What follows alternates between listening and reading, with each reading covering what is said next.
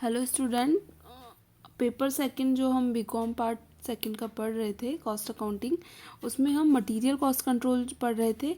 इसका पार्ट 2 हम यहाँ पर देखते हैं। हमने इससे पहले वाले में जो स्टॉक स्तर निर्धारण की विभिन्न तकनीकें थी उनके बारे में पढ़ा था, उनके फार्मूलाज हम देख चुके थे। हम यहाँ पर एक न्यूमेरिकल सॉल्व करेंगे, उससे जो लास्ट में जो आप लोगों ने फार्मूलाज पढ़े थे वो सारे आपके क्या क्लियर हो जाएंगे। एक कॉमन क्वेश्चन है इसमें, पूरा प्रॉपर जो भी है इस आपके चैप्टर का जो भी सार है वो यहाँ पर इसमें डिस्कस कर लिया गया है।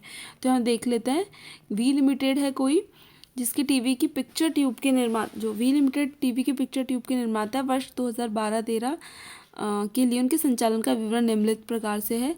इसमें ऑर्डरिंग कॉस्ट आपको दी हुई है, इन्वेंट्री केयरिंग कॉस्ट दी हुई है, कॉस्ट पर ट्यूब दी हुई है, minimum uses, maximum uses, normal uses और लीड टाइम टू सप्लाई वो दिया हुआ है। तो आपको निम्न सूचनाएं ज्ञात करनी है। फर्स्ट है आर्थिक आदेश मात्रा या फिर इकोनॉमिक ऑर्डर क्वांटिटी। तो हम यहाँ पर फर्स्ट पहले इकोनॉमिक ऑर्डर क्वांटिटी देखेंगे, उसके बाद की चीज़ें हम बाद में देखेंगे। तो फर्स्ट जो इकोनॉमिक ऑर्डर क्वांटिटी वो हम निकालने के लिए क्या फॉर्मूला हमने अप्लाई किया था, रूट में 2UO/C हमने फॉर्मूला यूज़ किया था। यहाँ पे मैंने लिखा नहीं है इसको, तो सॉरी उसके लिए। यहाँ पर एक बार इस फार्मूला को हम मैं फार्मूला लिख देंगे, सॉल्व कर दिया इसका 2UO/C। ठीक है। तो अब फर्स्ट हमें U मतलब एनुअल यूजेस देखने हैं। तो एनुअल यूजेस क्या हो गए, एनुअल यूजेस कितने हो गए। नॉर्मल यूजेस हमें बता रखे 100 ट्यूब्स पर वीक। तो एक ईयर में कितना होता है, हमें वार्षिक निकालना है, ये पूरे वर्ष के लिए बोल रहा है 12-13 के लिए। तो हमें वार्षिक अगर हमें ये निकालना है तो अगर एक वीक में 100 ट्यूब यूज़ आ रही हैं तो 52 वीक्स होते हैं एक साल में। तो टोटल कितनी होगी एनुअल डिमांड, 5200 ठीक है। कॉस्ट पर कंट्रोल कितनी दी हुई है हमें देखते हैं, हम यहाँ पे क्वेश्चन में दी हुई है। ऑर्डरिंग कॉस्ट हमें दी हुई है ₹100 पर ऑर्डर। तो वो हमारा हो ही गया क्लियर। अब हमें C चाहिए, यानी कैरिंग कॉस्ट क्या है वो चाहिए हमें यहाँ पर। क्या तो कैरिंग कॉस्ट निकालने के लिए यहाँ दिया होगा हमें 20% पर एनम। तो जो कैरिंग कॉस्ट है 20% पर एनम दी हुई है, तो जो कॉस्ट पर ट्यूब है उसका माना जाता है ये, यानी कॉस्ट पर ट्यूब का जो 20% है वो कितना हो जाएगा, 520 का हम निकाल देंगे यहाँ पर 20%। 520 का हमने 20% निकाला, कितना आया, 104 रुपये। ठीक है, 104 रुपये यहाँ पर आ गए। हमने फॉर्मूला में पुट कर दिया 2UO। फॉर्मूला हमारा था रूट में 2UO/C। तो 2 मल्टीप्लाई किया हमने 5200 से, एनुअल डिमांड जो हमारी है, O हमारी ऑर्डर कॉस्ट आ गई और C हमारी कैरिंग कॉस्ट आ गई जो कि है 104। तो ये हमारा EOQ हमने जो सॉल्व किया यहाँ पर, तो आया EOQ हमारा 100। ठीक है। तो एक EOQ क्या है, वो EOQ क्या है, एक बार में ऑर्डर करने की क्वांटिटी क्या होनी चाहिए, 100 होनी चाहिए। तो टोटल जो नंबर ऑफ ऑर्डर हो जाएंगे 5200 यूनिट्स के लिए कितनी बार हो जाएंगे, 52 हो जाएंगे। तो फर्स्ट हमारा जो ये क्वेश्चन है वो यहाँ पर सॉल्व होता है हमारा ये वाला।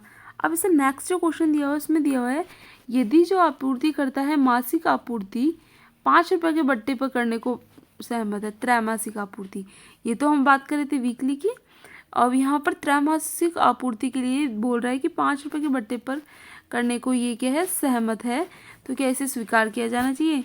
तो ये हमें देखने के लिए हमें देखना होगा त्रैमासिक आपूर्ति, यानी जो ऑर्डर होंगे वो कितने हो जाएंगे, टोटल 4 ऑर्डर हो जाएंगे। ठीक है, एक मिनट, सॉरी एक बार ये और देख लेंगे हम यहाँ पर, क्योंकि नेक्स्ट क्वेश्चन को सॉल्व करने के लिए EOQ हमने निकाल ही लिया, लेकिन नेक्स्ट क्वेश्चन को सॉल्व करने के लिए हमें ये भी देखना पड़ेगा, क्योंकि इसने यहाँ पर हमसे पूछा है यदि आपूर्तिकर्ता त्रैमासिक की आपूर्ति ₹5 पर बट्टे पर करने को सहमत है तो कैसे स्वीकार किया जाना चाहिए। स्वीकार करना और नहीं करना किस चीज़ पर बेस्ड होता है, कि हमारी लागत जो कम आएगी तो हम इसे स्वीकार करेंगे और नहीं आएगी तो हम इसे स्वीकार नहीं करेंगे। तो जो EOQ हमने निकाली थी, अगर EOQ सिस्टम फॉलो किया जाता है तो कॉस्ट कितनी बैठती है, तो वही टोटल ऑर्डरिंग कॉस्ट तो हमारी हो जाएगी, जब 52 ऑर्डर हैं तो टोटल ऑर्डरिंग कॉस्ट कितनी हो जाएगी, 100 पर ऑर्डर कॉस्ट आ रही है तो 5200। इन्वेंट्री कैरिंग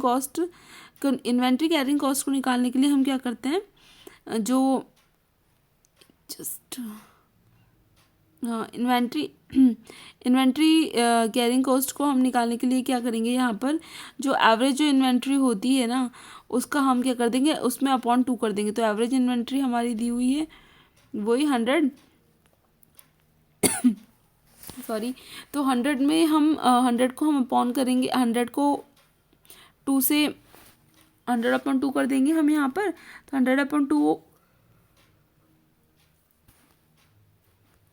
करने पर ये आ जाएगी हमारी एवरेज इन्वेंट्री। तो इसको हम मल्टीप्लाई करेंगे जो कैरिंग कॉस्ट है 104 उससे, तो यहाँ पर 5200 रुपये इन्वेंट्री कैरिंग कॉस्ट आ जाएगी। और जो मटेरियल कॉस्ट है वो दी हुई है 520 रुपये पर यूनिट, यहाँ पर ऊपर दी हुई है, ये रही 520 रुपये पर यूनिट। तो 520 रुपये पर यूनिट यहाँ पर हमको दी हुई है, तो हमने मल्टीप्लाई कर दिया इससे 5200 गुणा 520, तो ये आ गई हमारी 27,04,000। टोटल जो हमारा हो गया कॉस्ट वो गई 27,14,400 रुपीज़। ठीक है, अब हम total cost if EOQ system is not followed, तो अब हम देखते हैं कि ऑर्डर क्वांटिटी ये बोल रहा है कि अगर मतलब टोटल ऑर्डर हम त्रैमासिक आधार पर दे रहे हैं तो 4 ऑर्डर हो गए। तो 4 ऑर्डर अगर हम देते हैं तो एक बार में कितने ऑर्डर हो गई यूनिट, 1300, 5200 अपन 4 कर लेंगे यानी 1300। जो एवरेज इन्वेंट्री है वो कितनी हो जाएगी, ऑर्डर पर क्वांटिटी अगर हम निकालते हैं 1300, तो हम इसका एवरेज निकालेंगे। एवरेज के लिए अपन अपॉन 2 कर देंगे, यह जगह 650। अब हम आगे देखते हैं नंबर ऑफ़ ऑर्डर्स कितने हो जाएंगे। नंबर ऑफ़ ऑर्डर्स वही खुद ही ने बताए हुए हैं त्रैमासिक आधार पर, यानी 4 ऑर्डर हो जाएंगे। और फिर अगर वो कॉस्ट कम कर रहा है, डिस्काउंट दे रहा है हमें 5 रुपये का, तो जो कॉस्ट हो जाएगी पर यूनिट हमारी आ जाएगी 520 में से 5 लेस कर देंगे हम 515। कैरिंग कॉस्ट वही जो भी कॉस्ट होगी उसका 20% यानी 103। यानी यहाँ पर हमारी कैरिंग कॉस्ट भी घटी और हमारी जो क्या बोलते हैं उसको, हमारी कैरिंग कॉस्ट भी घटी यहाँ पर।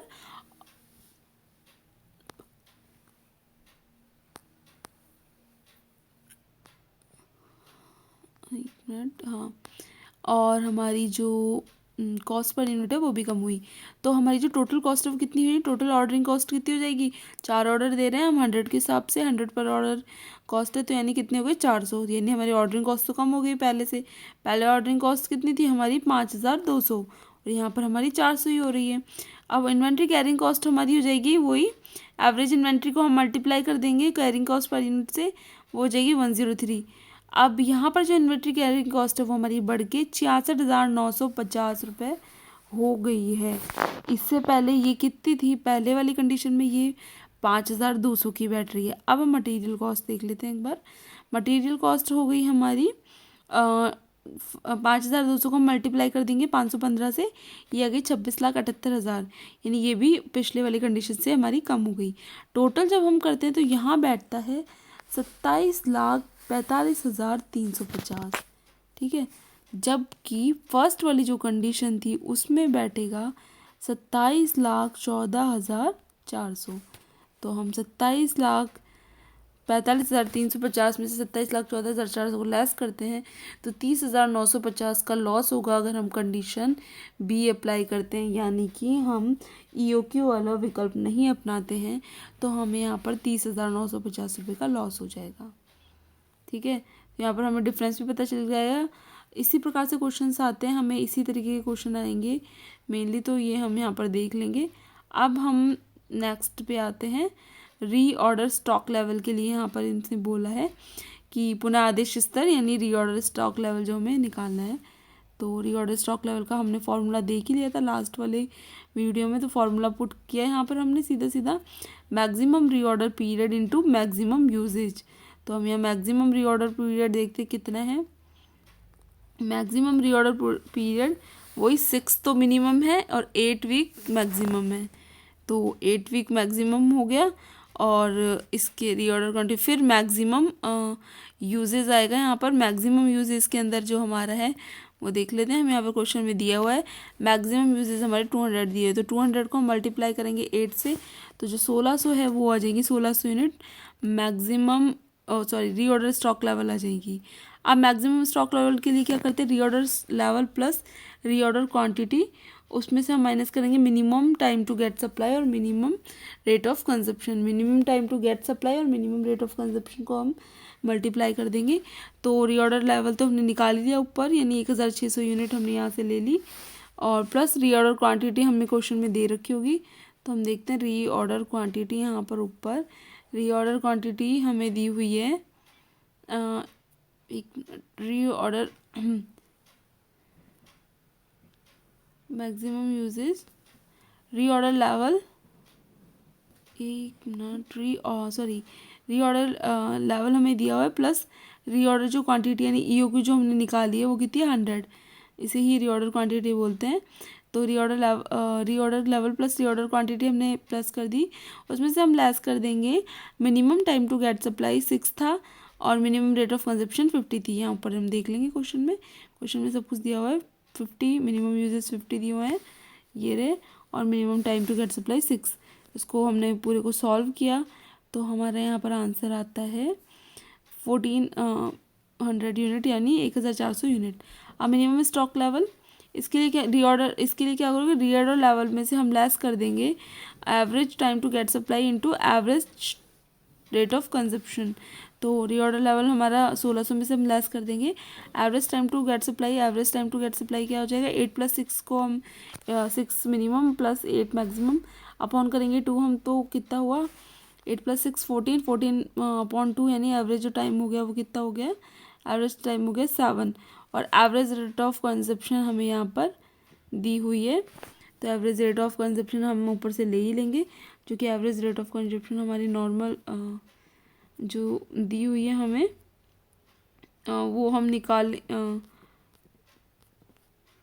हाँ, एवरेज रेट ऑफ कंजप्शन 100 दी हुई है, तो 100 को मल्टीप्लाई करके 7 से, तो यहाँ के 700, इसे हम लेस करेंगे तो 900 यूनिट हमारी मिनिमम स्टॉक लेवल आ गया। ये जो स्टॉक लेवल निकालना है वो तो टफ नहीं है, क्योंकि जो फॉर्मूला है उसमें हमें जो क्वेश्चन में इन्फॉर्मेशन दी है वो हमें पुट करनी है, उसके आधार पर हम इसे निकाल सकते हैं। इसी टाइप के न्यूमेरिकल क्वेश्चंस आएंगे बड़े, कि उसमें हमें अलग अलग स्टॉक लेवल निकालने के लिए पूछ सकता है, तो इस तरह से हम सारे स्टॉक लेवल्स को निकालेंगे। यही इस चैप्टर का मेन जो पॉइंट है वो यही है, इसी में से बेसिकली जो न्यूमेरिकल बड़े क्वेश्चंस है वो बनते हैं आपके एग्ज़ाम में। ठीक है, इससे नेक्स्ट वीडियो में हम बाकी की जो विधियाँ हैं वो हम देखेंगे कि और कौन कौन सी विधियाँ हैं, क्योंकि थ्योरेटिकल क्वेश्चन भी आता है तो हो सकता है वो विधियों के बारे में पूछ ले कि कौन कौन सी विधियाँ हैं, तो उसमें फिर आप लोगों को वो सब लिखना है। तो इससे नेक्स्ट वीडियो में हम इसका जो नेक्स्ट पार्ट बचा हुआ है उसको क्लियर कर लेंगे।